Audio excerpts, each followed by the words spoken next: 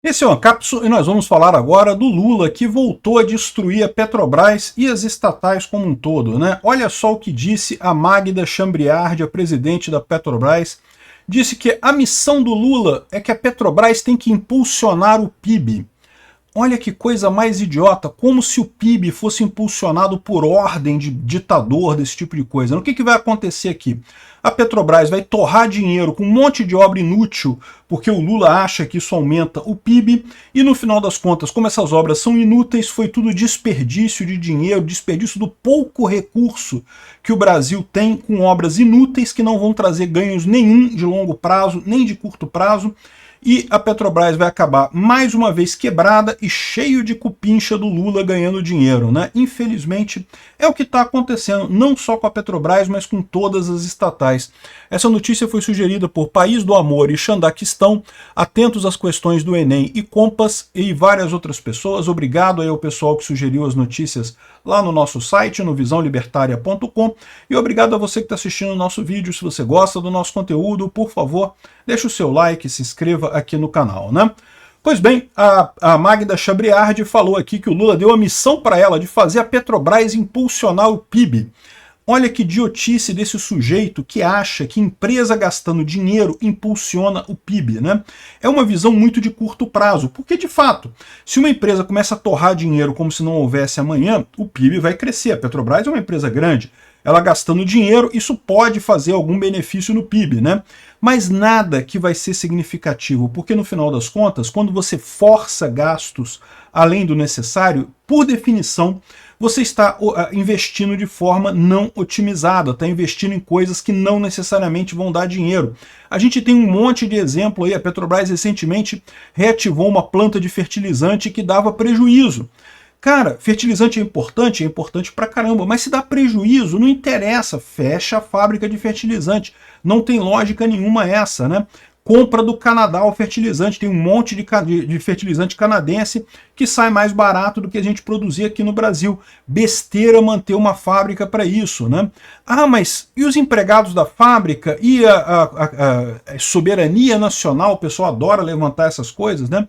Bom, os empregados da fábrica, eu lamento muito por eles, é verdade, é muito triste para a empresa, para os funcionários e coisa e tal, mas a verdade é a seguinte, a importância de toda a população brasileira é maior do que de um pedaço dela. Então, os funcionários da empresa vão ter problemas, porque realmente não faz sentido. A atividade que a empresa contribui, ela não faz mais sentido econômico. Então, é melhor mesmo que eles busquem outros empregos em áreas que realmente podem contribuir com a sociedade. É um caso clássico de má emprego de recursos, má alocação de recursos. É o que sempre coloca o Mises lá no paper dele do cálculo econômico. Por que todo regime comunista falha? Porque a pessoa que planeja as ações começa a tomar decisões não com base no que é economicamente melhor para cada coisa, mas começa a tomar decisões com base em política, né? Não, porque temos que preservar os empregos. O que é mais importante? O emprego de um grupo de pessoas, que eu vou falar para vocês, tá? Esse pessoal que trabalha em indústria química ganha bem, tá? Não é miserável, não está longe de ser miserável. Pode não ser rico, mas está longe de ser miserável. E preservar o emprego desse pessoal ou preservar a economia brasileira como um todo, que afeta todos os trabalhadores do Brasil? Não, tem que preservar, tem que olhar para todas as pessoas. Essa ideia meio torta de não vamos preservar a indústria nacional e coisa e tal, para quê?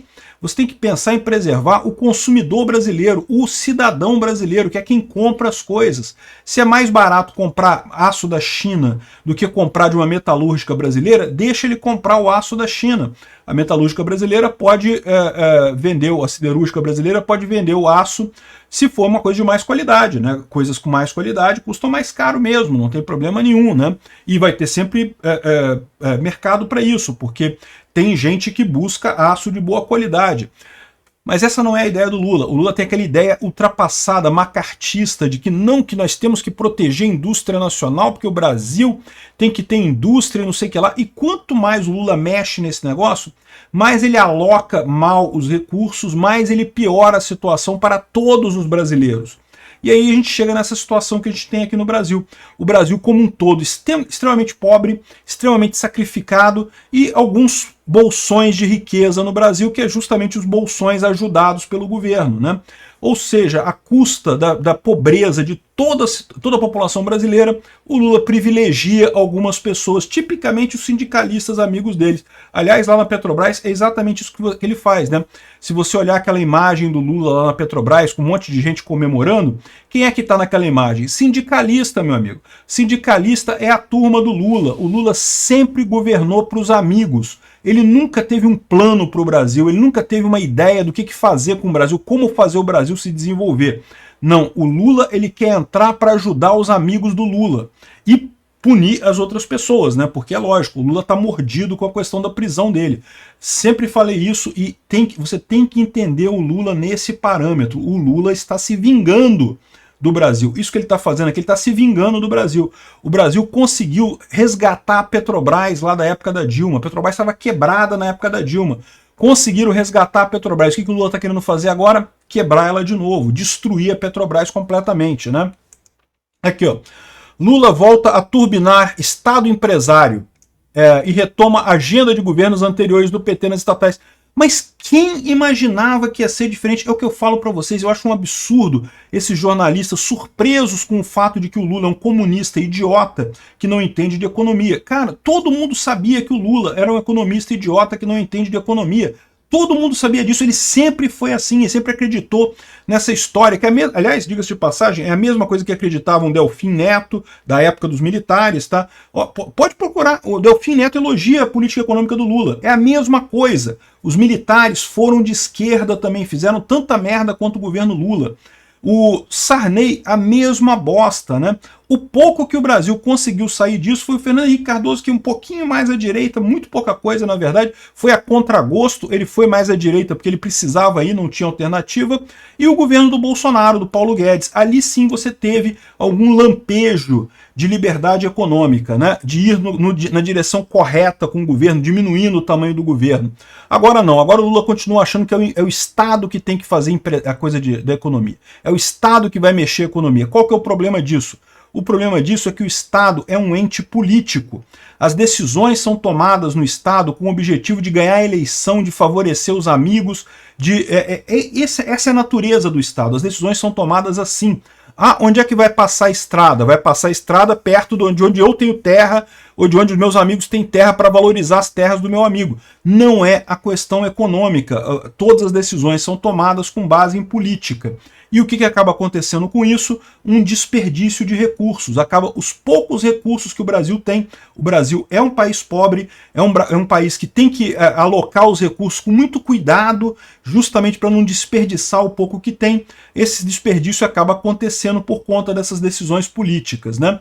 E aqui, ó, é o que fala. De meados de 2016 a 2022, nos governos Temer e Bolsonaro, o Brasil viveu um raro período na sua história de encolhimento do Estado empresário. É o que tem que ser feito. O Estado é um péssimo empresário. O interesse do Estado é acolher os funcionários públicos para dar a guarita para amigo e empresário amigo do amigo, não sei o que lá. No final das contas, o governo é um péssimo empresário. E agora o Lula está fazendo isso de volta.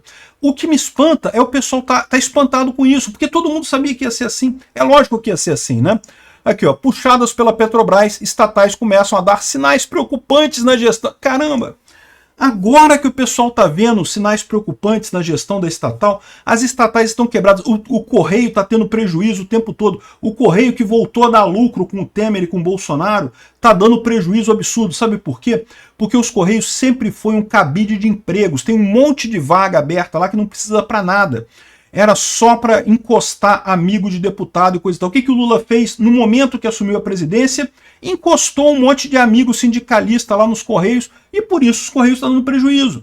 Agora, o que acontece? Vai sacanear os Correios, vai sacanear o povo brasileiro, vai sacanear os funcionários dos Correios só para privilegiar essa cambada de político encostado nos Correios. É Correios, é Petrobras, é qualquer empresa estatal. É lógico que dá sinais preocupantes na gestão. Só quem não está prestando atenção, que não está vendo isso acontecer, né? Era óbvio que isso ia acontecer com o Lula. É muito triste. O próximo presidente vai ter muito trabalho para recuperar isso aqui. A gente vai conseguir recuperar, tá, gente? Não vejam isso aqui como uma notícia Ah, terrível, agora acabou o Brasil. Não, a gente vai recuperar essas coisas todas, mas não vai ser agora. Agora a coisa vai pro buraco. Lá na frente a gente vai recuperar. Obrigado por assistir o vídeo até o final. Além de curtir, compartilhar e se inscrever no canal, considere se tornar patrocinador com valores a partir de R$ 1,99. Clique no botão Seja Membro abaixo para saber as condições e vantagens de patrocinar o canal. Mais informações sobre o nosso projeto, visite nossos sites indicados na tela.